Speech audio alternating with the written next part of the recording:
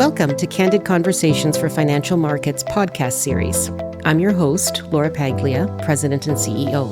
Our podcasts are designed to provide insights, transparency, and provocative yet achievable proposals for matters that move financial markets in Canada. We are fortunate to be joined today by R.T. Williams, Principal and Owner, T. Williams Associates.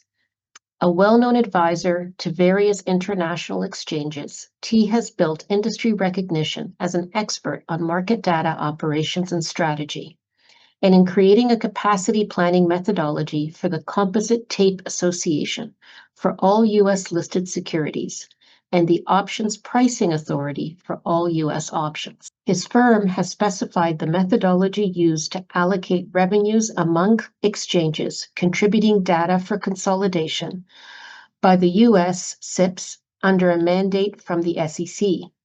T also teaches on market data, market structure, and automated trading. His knowledge, experience, and expertise inform value-driven insights and thought leadership at the CFFiM on market data information, operations, and regulation. Welcome, T. Let's set the stage for what we're talking about today. T, what is market data? Market data typically refers to real-time data, delayed data, and historical data from the financial markets. It's the byproduct of exchange trading either on exchanges themselves or in the over-the-counter market. For example, things like the last sale prices, the bid-ask quotes, the volume of trading, the order book are all considered to be market data. But it's useful to point out that other people use the term market data imprecisely. They may include things like investment research, credit ratings, and various types of information called alternative data that comes from other sources. So when people talk, as in the studies we'll discuss in a moment, it's important to understand exactly what they mean by the term market data. In the context of the research, both firms seem to be using the more limited definition of market data from exchanges. Market data is used by traders and investors in the process of making investment decisions to buy and sell. It's used by financial institutions for risk management and for market making. Quantitative analysis uses market data in developing models. Regulators often use market data as part of their assessment of compliance for various activities. Now, it's also important to know that market data is used separately for creating reports. So, T, who charges for it? Exchanges that create market data typically charge for the market data, but also vendors take the data from multiple exchanges, put the data from all exchanges trading the same instrument into a composite format, add identifiers to them so people have a consistent identification methodology, and sell the information from the exchanges and serve as an intermediary in the distribution process. Customers can choose a vendor for a service, and as a part of that process, they'll probably enter into 2 licenses, if not more. They'll have one license for the vendor and another for the creator of the data, the exchange, or wherever the data was produced. Once licensed, the consumers are then subject to all sorts of administrative burdens until they cancel the service. When we say they cancel the service, what they're most likely doing is stopping getting the data from one vendor and choosing a different vendor. When that occurs, they have to create a new exchange contract for the new vendor as a part of the vendor's license. Thank you, T. A joint white paper from Substantive Research and Expand Research released in February of this year, and a separate report by Market Structure Partners released the previous month, both highlighted the continued escalation of market data costs, and they concluded that the market data cost outlook is unsustainable. For example, the average renewal increase for major vendors was 15% in 2024, according to Substantive Research. Why are market data costs escalating? Let's point out one thing. There was a lot of pushback from the exchanges when these 2 reports came out. But as far as I can determine, Both reports have stood up to investigation. There are quibbles about exactly what was meant by various definitions in the research, but generally, whether it's 15% or 16% or 14%, it's a big number. So with that as a caveat, the major problem is the lack of good pricing information, which helps or prevents users from really knowing what a fair price should be. It means that firms are basically having to negotiate in the dark without any useful information about what prices are how prices are constructed, or what the true prices are. The reason for this is, essentially, the market for market data is controlled by the vendors and the exchanges, and the users are at their mercy. Now, this opacity means you don't know what other customers' prices are, and this inconsistency in pricing models means that some firms are now paying as much as 12 times what their peers are paying for essentially the same service, according to substantive research and expand research. Exchanges often supplement their dwindling revenues from other types of activities with market data, and that is the reason that market data prices are rising so fast. Should the firms be negotiating harder for lower costs? Well, that's ironic that you should ask that question, because part of the problem is often that firms are actually negotiating very hard. Most firms tend to have data professionals and purchasing specialists who are skilled at extracting concessions when they negotiate a market data contract. One of the tactics that users often employ is to focus on a couple of things that are particularly important to their firm. What they don't realize is when they get a better price for one part or one of the items in the contract, the vendors or exchanges simply push the revenue to another place. Providers are generally trying to maintain consistent revenue, and they're generally indifferent where the revenue is generated within the license. So if you're particularly incensed about some particular part of a contract, you can often negotiate that down to a better price, but in the end, you're unwittingly paying for something else more than would have been the case if you hadn't negotiated so hard. Now, this has two effects. First, there's really no effective price for many, if not most, exchanges for the data they sell. There are some exchanges that do a pretty good job of holding to a single price list, but they are rare. Most exchanges have multiple prices for the same product for different firms. They are very unwilling to let people know what those prices are, rightfully assuming that if someone found out that firm B was getting the same data that firm A was paying only half as much for, firm B would demand the same price.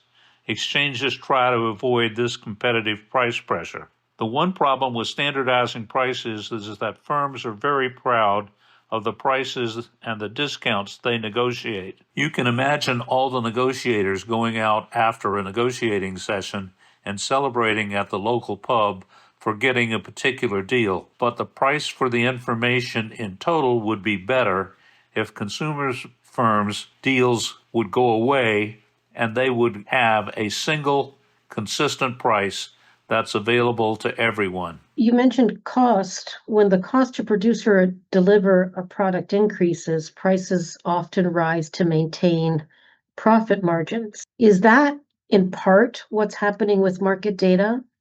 Are there costs that are associated with producing the data that's at least contributing to these escalating prices?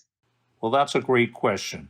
There are no specific costs for producing market data, although there are costs to maintain and distribute it. Data comes from running a trading platform. It's a necessary byproduct of the trading process. I'm glad you asked that question, because we often hear from exchanges that they show great creativity in generating new forms of market data. But in reality, what they're doing is selling the same data for different purposes. So the creativity comes not in generating new data, but in finding new uses and new ways to charge for the same data. We think that's not fair. Consumers, when they buy the data, should have the right to modify the presentation if they choose to do so. The user shouldn't be charged again for the same data just because the consumer is changing the format. Now, if you buy data from a vendor or from an information producer in two different formats, and you choose to do that because it's easier to buy the data in the format that you need it in, that's one thing. What we're saying here is that there are two distinct parts of market data: the data itself and the way the data is presented. So the importance of distinguishing between the content and the presentation. On the content portion, the market data, what makes that product different from other products in the market? It's really nothing other than the format that the data is in. So let's take an example. Suppose you buy market data from the Toronto Stock Exchange for Bloomberg and from Refinitiv. The data, the prices, are exactly the same from both vendors, and each vendor puts the data into a different format using different market identifiers as part of the services they provide. But the data, the prices, don't change. It's important to know that data is not sold in the commercial sense of the word.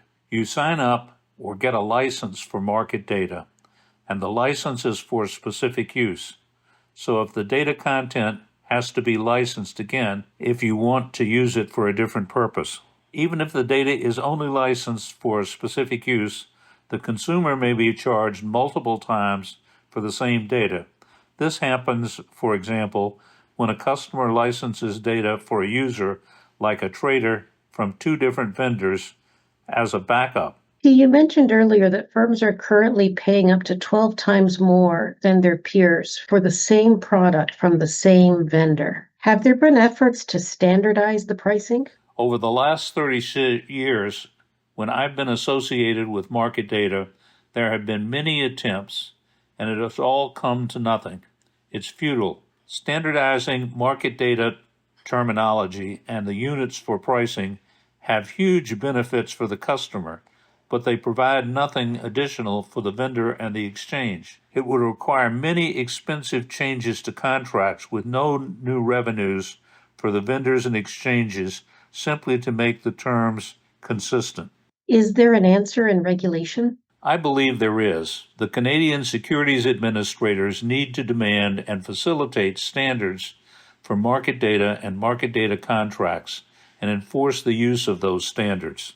However, that is not sufficient. We also need an authority, an enlightened judge that will not only enact the rules, but also serve as an arbiter in contentious situations. In November of 2022, the Canadian Securities Administrators published for comment a consultation paper entitled Access to Real-Time Market Data. They described the purpose of the paper as twofold: to present the results of their fact-finding review regarding the concerns raised by Canadian market participants in relation to access to real-time market data, and second, to seek feedback on initial and longer term options that could alleviate inefficiencies in the fragmentation and other concerns, namely costs raised by market participants in relation to the data. T, could you summarize your views on that paper?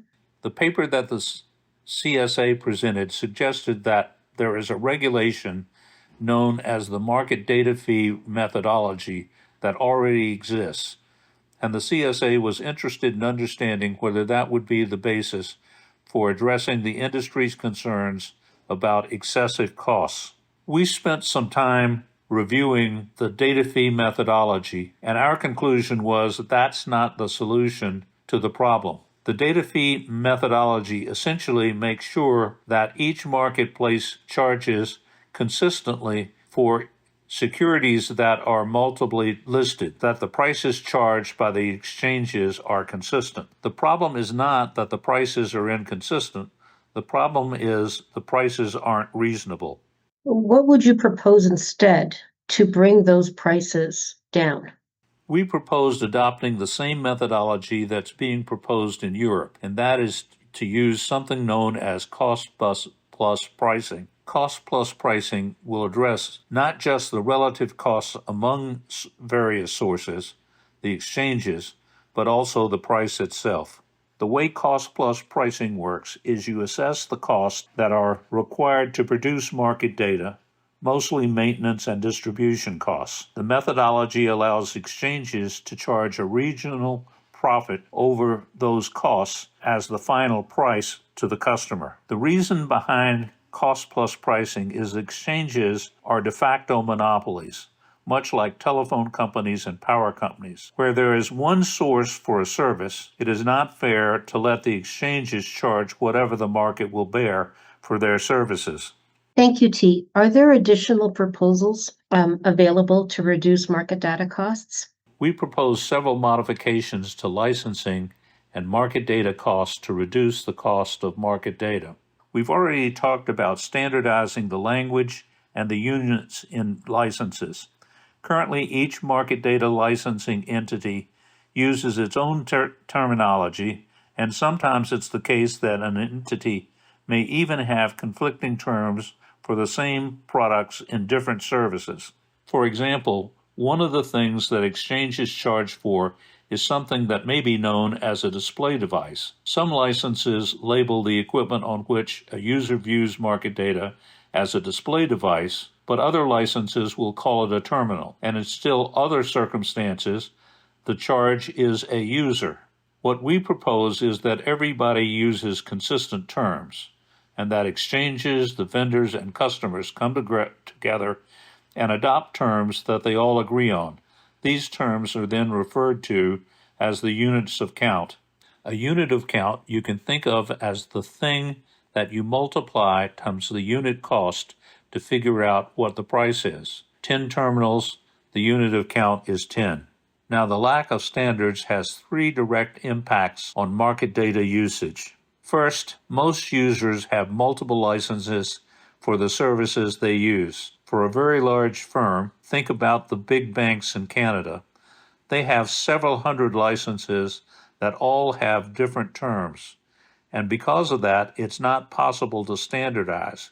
It's hard to set up in a firm a consistent pricing and management strategy. They have to look at each of the hundreds of licenses individually. Second, data licenses typically include the right to have an audit, which is the right for the vendor or the exchange to come in and make sure the way the data is being used is consistent with the licenses.